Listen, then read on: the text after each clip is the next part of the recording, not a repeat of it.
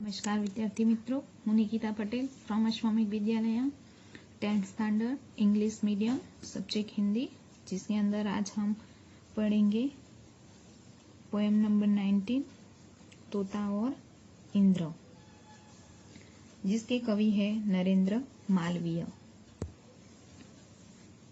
सबसे पहले परिचय देख लेते हैं। तो नरेंद्र मालवीय हिंदी साहित्य के बहुमुखी प्रतिभाशाली साहित्यकार हैं।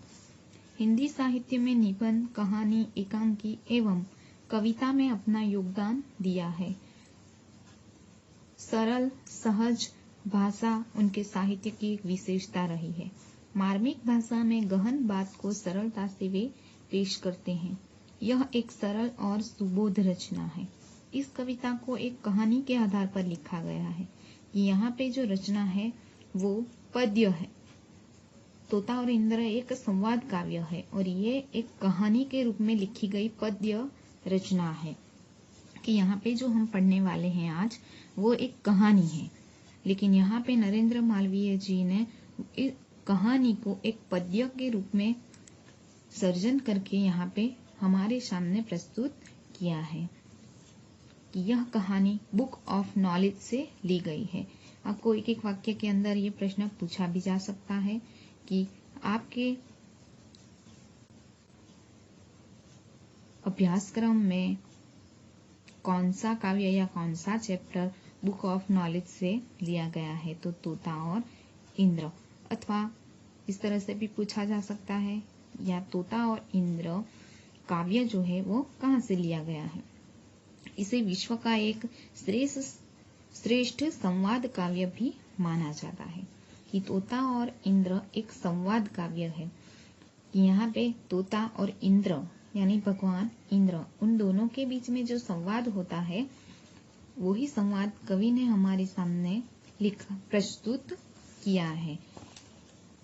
कि इसमें एक वन में, कि इस पद्य रचना में, इस कहानी में क्या है कि एक वन में एक सूखे पेड़ के ऊपर एक तोता जो है वो रहता है और उस तोते को उस सूखे पेड़ से अटूट लगाव हो जाता है। उसे देखकर सूखे पेड़ को फिर से हरा भरा कर देते हैं। कौन? भगवान इंद्र।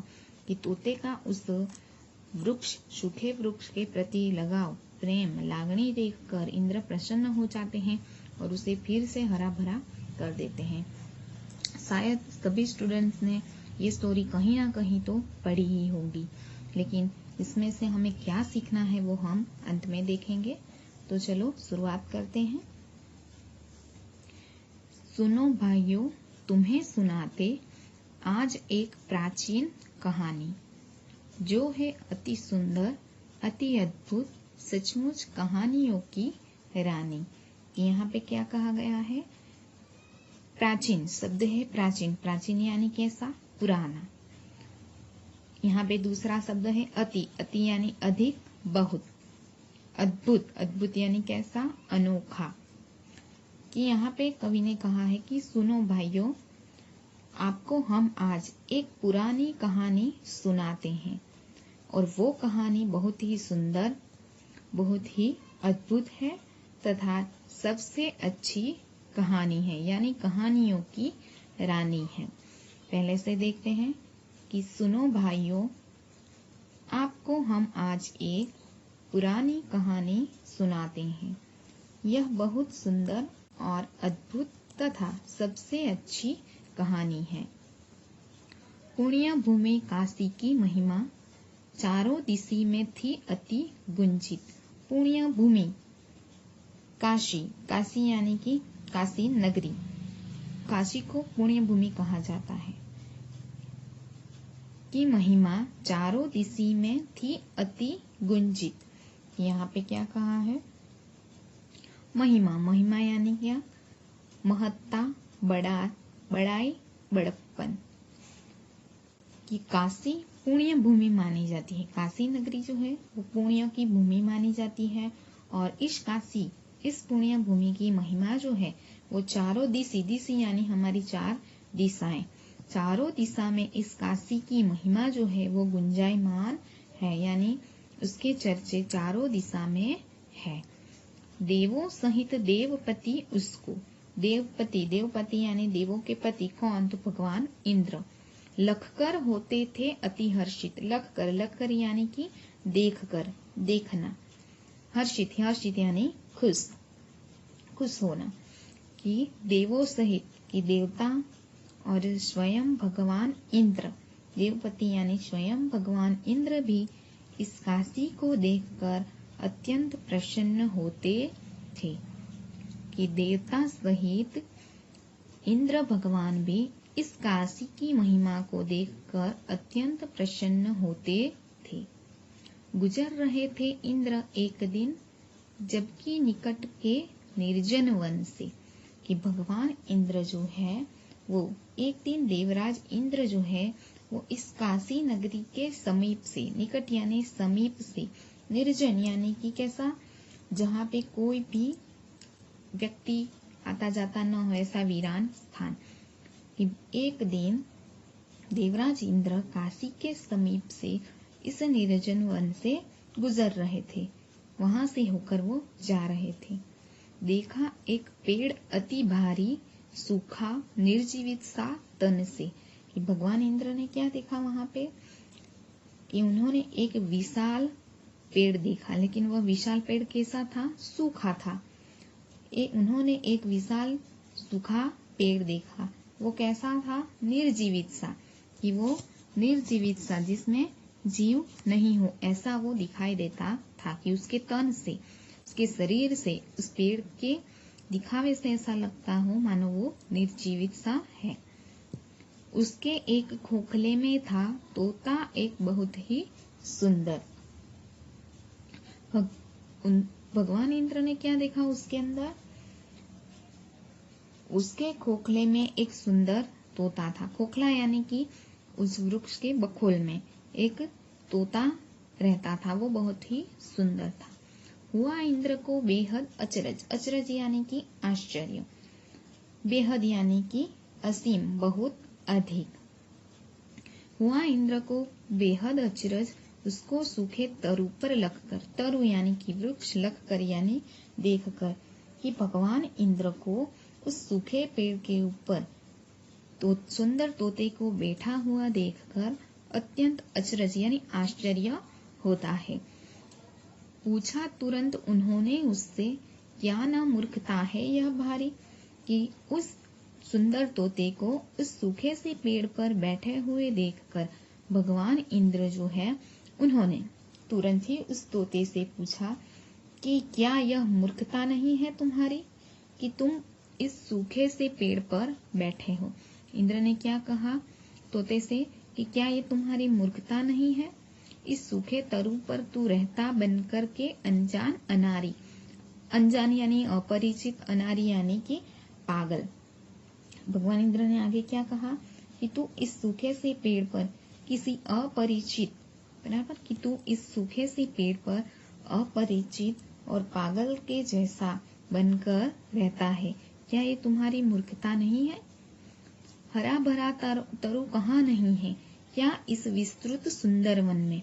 क्या कहा है उन्होंने आगे कि क्या इस पूरे वन में, क्या इतने बड़े सुंदर वन में तुम्हें कोई भी हरा भरा पेड़ नहीं मिला? कि क्या तुम्हें इस पूरे सुंदर वन में, विस्तृत यानी विशाल वन में कहीं भी हरा भरा तरु नहीं मिला? इस सूखे पेड़ पर रहने में, कि भला यही रहने में तूने सोचा है क्या? हित निज मन में, निज यानी अपने खुद के मन में। आगे क्या कहा उन्होंने कि इस सूखे पेड़ पर रहने में तुमने अपने मन में कौन सा लाभ दिखाई देता है? कि उन्होंने आगे क्या कहा कि क्या इस सूखे से पेड़ पर बैठकर तुम यहाँ पे रहते हो तो तुमने अपने मन में कौन सा लाभ देखा है कि तुम्हें क्या लाभ होने वाला है इस सूखे पेड़ पर बैठकर? तोता बोला कि अब तक इंद्र तोते को सब पूछ रहे थे, तोता चुपचाप सुनता रहता है। अब तोता जो है वो इंद्रदेव से बात करने लगता है। महाराज, यह तरु पहले था बेहद सुंदर। तोते ने क्या जवाब दिया? तोते ने इंद्र से कहा कि महाराज, यह पेड़ जो है वो सारे वन में अपनी किस्म का अलग ही अच्छा और सबसे सुंदर पेड़ था। और कैसा था? मन हरने वाला। आगे कहा है कि महाराज यह तरु सबसे पहले बेहद सुंदर था और सारे वन में एकमात्र था सबसे अच्छा, सबसे मनहर यानी मन को हरने वाला। कि सारे वन में यही एकमात्र ऐसा सुंदर पेड़ था और सबके मन को वो मोह लेता था। जैसा था वह सबसे सुंदर, वैसा ही था वह बलशाली। आगे क्या कहता है तोता? कि जितना सुंदर ये था उतना ही वो बलशाली यानी ताकतवर भी था। यही था इस वन की शोभा, भाग्यवान अति गौरवशाली। कि यही पेड़ इस पूरे जंगल की क्या था? शोभा था, भाग्यशाली था और पूरे वन में इस पेड़ का बहुत ही गौरव किया जाता था। चिड़िया, तोते, कोयल, मैना सबको ही यह अति प्यारा था।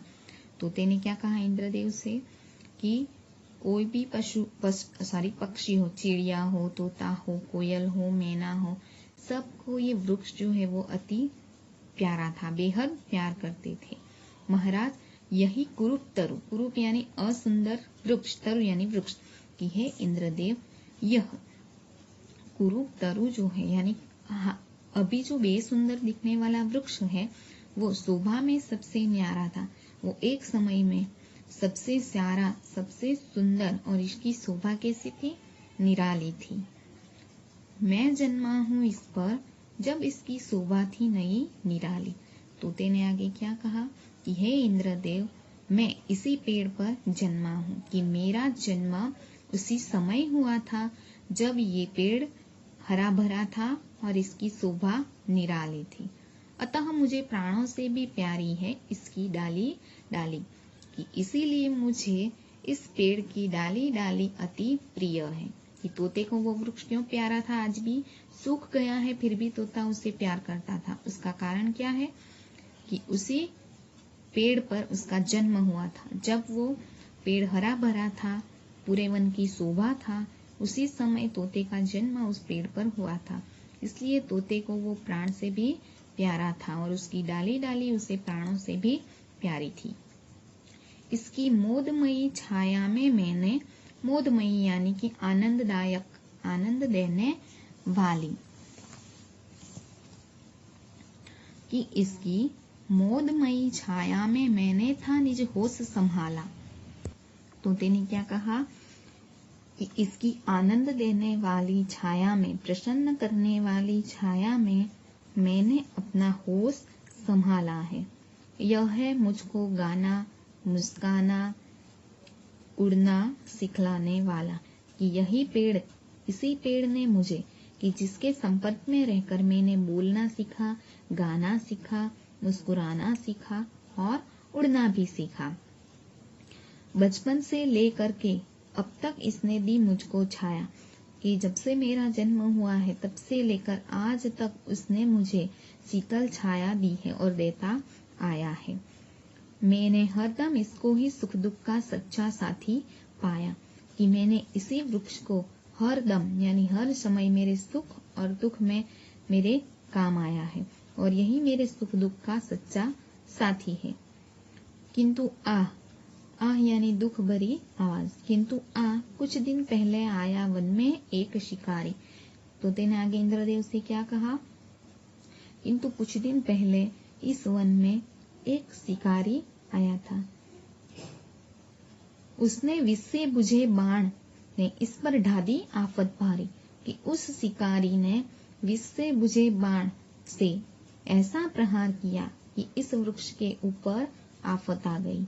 कि उस शिकारी ने विष लगा हुआ बाण उस वृक्ष के ऊपर चलाया और उससे उस पर आफत आ गई। विष के कारण सूख रहा है तब से यह तरवर दिन प्रतिदिन। कि उसी विष के, उसी जहर के प्रभाव से दिन प्रतिदिन ये वृक्ष जो है, तरवर जो है वो सूख रहा है और उसने धीरे धीरे अपनी सुंदरता खो दी। अब तो इसके साथ साथ ही मेरा भी होगा अंतिम क्षण। तोते ने क्या कहा आगे इंद्रदेव से कि जिस प्रकार ये वृक्ष दिन प्रतिदिन क्षीण होता जा रहा है, सूख रहा है, उसी प्रकार धीरे धीरे मेरा भी अंतिम क्षण इसी के साथ निश्चित है कि मुझे ऐसा प्रतीत होता है, महसूस होता है कि इसी के साथ मेरा भी अंतिम समय आ जाएगा। अब तो बचपन के साथी को तजकर यानी कि छोड़कर भला कहीं मैं जा सकता हूँ? तोते ने इंद्रदेव से प्रश्न किया कि हे इंद्रदेव, कि मेरे इस बचपन के साथी को छोड़कर, और वो भी ऐसी स्थिति में छोड़कर, भला मैं कहीं जा सकता हूँ? यहाँ पे हमें एक बात जरूर ध्यान में रखनी होगी कि अगर हम किसी का भी साथ दे, साथ निभाए, तो केवल अच्छे वक्त तक ही नहीं बल्कि उसके बुरे वक्त में भी हम उसका साथ निभाना चाहिए। तो ही हमें किसी के साथ भी संबंध जोड़ना चाहिए। अब आगे देख, यदि जाऊं भी तो क्या सुख संतोष शांति में पा सकता हूँ? अब वो इंद्रदेव से फिर से प्रश्न करता है कि यदि मैं इस वृक्ष को छोड़कर यहाँ से चला भी जाऊं तो क्या मैं दूसरी जगह पर जाकर यहाँ के जैसा सुख शांति संतोष क्या मैं पा सकूंगा? इससे अच्छा है मैं इसके दुख में थोड़ा हाथ बटाऊं। कि इससे अच्छा तो क्या है कि इसके दुख में मैं सहभागी बनूं और उसका मैं साथ दूं, और अंत में सुख से इसके संग संग मैं भी मर जाऊं, कि उसके दुख में सहभागी होकर हम दोनों अंत में साथ में ही मर जाएं, कि अंत में इसके साथ मेरा भी अवसान हो जाए। दंग रह गए इंद्रदेव तोते की यह बातें सुनकर, कि एक पक्षी की ऐसी बातें, सोच देने वाली, विचार करने वाली बातें सुनकर भगवान इंद्र, स्वयं भगवान इंद्र भी दंग यानी कि आश्चर्यचकित रह गए। फिर तोते से बोले वे यूं तुरंत अत्यधिक हर्षित होकर, कि तोते की पूरी बात सुन लेने के बाद वो प्रसन्न हो जाते हैं। तोते के ऊपर अत्यधिक हर्षित यानी प्रसन्न हो जाते हैं। और इंद्रदेव ने प्रसन्न होकर तोते से कहा, मैं प्रसन्न हूँ तुझसे पंछी, ये पंछी मैं तुमसे बहुत प्रसन्न हुआ हूँ। सुफल हुआ है तेरा जीवन, सुफल यानी कि सफल, कि अब तुम्हारा जीवन सफल हो गया है। मांग तुरंत वर कोई मुझसे, कि तू मुझसे तुरंत ही कोई वरदान मांग ले, पूर्ण करूंगा मैं इस ही क्षण, कि तू जो भी वरदान मांगेगा उस वरदान को मैं तुरंत ही पूर्ण करूंगा।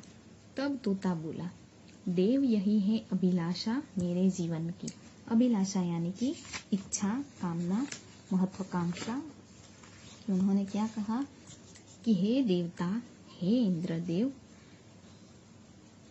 कि मेरे जीवन की बस एक ही कामना है, एक ही इच्छा है। हरा भरा कर दे यह तरुवर जो है शोभा सारे वन की, कि यह पेड़ सारे वन की शोभा रहा है पर अब यह सूख रहा है, तो कृपा करके आप उसे फिर से हरा भरा कर दीजिए। तोते ने इंद्र से क्या वरदान मांगा? तो वृक्ष को नया जीवन दान देने की, कि इस सारे वन की जो शोभा है उस पेड़ को आप फिर से हरा भरा कर दीजिए। कहा इंद्र ने एवं अस्तु, कि इंद्र ने क्या कहा? तथास्तु। और तरु ने फिर नवजीवन पाया और पेड़ में फिर से नया जीव आ गया। सुबह नई निराली सुंदरता लेकर वह फिर लहराया। उस वृक्ष में नई निराली सुंदरता आ गई और वो फिर से लहराने लगा। कि इस काव्य से हमें यही सीख मिलती है कि साथी की या दोस्त की पहचान बुरे दिन में ही होती है। और तोता जो है उसने सच्चे साथी का फर्ज निभाया, साथ निभाया। तो हमें भी हमारे जीवन में एक ऐसे ही साथी की, ऐसे ही दोस्त की तलाश करनी चाहिए जो हमारे सुख में नहीं बल्कि हमारे दुख में भी हमारा साथ दे। कि मित्र एवो शोधવો જે ઢાળ સરીખો હોય, સુખમાં પાછળ પડી રહે ને દુઃખમાં આગળ હોય। એ દોસ્ત હંમેશા એવો જ શોધવો જે હંમેશા આપણો સાથ દુઃખમાં નિભાવે, સુખમાં નહીં। સુખમાં સાથ નિભાવવા વાળા તો ઘણા હોય છે, પરંતુ દુઃખમાં જે વ્યક્તિ આપણો સાથ છોડતો નથી એ જ આપણો સાચો મિત્ર બની શકે। તો આપણે આ કાવ્યની અંદરથી એક પક્ષી એટલે કે પોપટ પાસેથી આ જ વાત શીખવી રહેશે. Thank you.